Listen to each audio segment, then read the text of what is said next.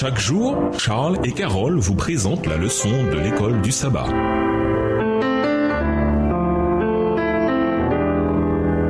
Bienvenue dans votre émission. Dieu nous parle. Nous voilà à la leçon de mercredi, engagement radical. Si ton œil droit doit causer ta chute, arrache-le et jette-le loin de toi, car il est avantageux pour toi de perdre seulement une partie de ton corps et que celui-ci ne soit pas jeté tout entier dans la géhenne. Matthieu 5, le verset 29. Méditez sur les paroles de Jésus dans le verset de Matthieu 5, verset 29. Qualifierez-vous ces paroles de radicales le cas échéant? Pourquoi? Une action radicale est nécessaire, non parce que Dieu a rendu la vie chrétienne difficile, mais parce que nous avons été, nous et notre culture, emportés très loin des plans que Dieu avait pour nous. Souvent, les gens se réveillent en se demandant « Comment est-ce que j'ai pu me retrouver si loin de Dieu ?» La réponse est toujours la même, petit à petit, un pas après l'autre. Lisons Matthieu 5, les versets 29 et 30. Jésus s'exprime dans le contexte du péché sexuel, mais les principes sous-jacents s'appliquent aussi aux autres péchés. En effet, ces principes peuvent s'appliquer à notre croissance en Christ en général. Matthieu 5, les versets 29 et 30. « Si ton œil droit est pour toi une occasion de chute, arrache-le et jette-le loin de toi, car il est avantageux pour toi qu'un seul de tes membres périsse, et que ton corps entier ne soit pas jeté dans la géhenne. Et si ta main droite est pour toi une occasion de chute, coupe-la et jette-la loin de toi, car il est avantageux pour toi qu'un seul de tes membres périsse, et que ton corps entier n'aille pas dans la géhenne. » Quel point crucial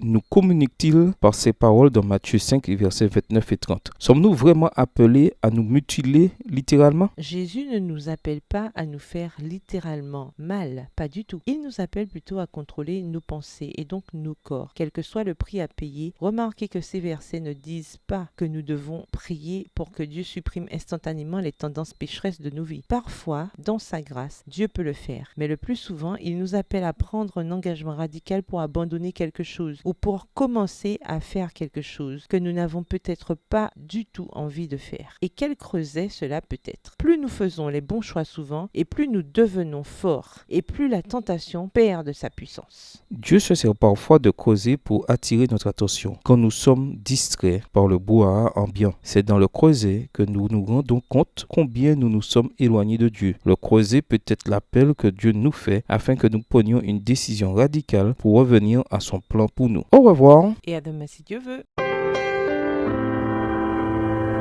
Dieu nous parle. Chaque jour, Charles et Carole vous présentent la leçon de l'école du sabbat.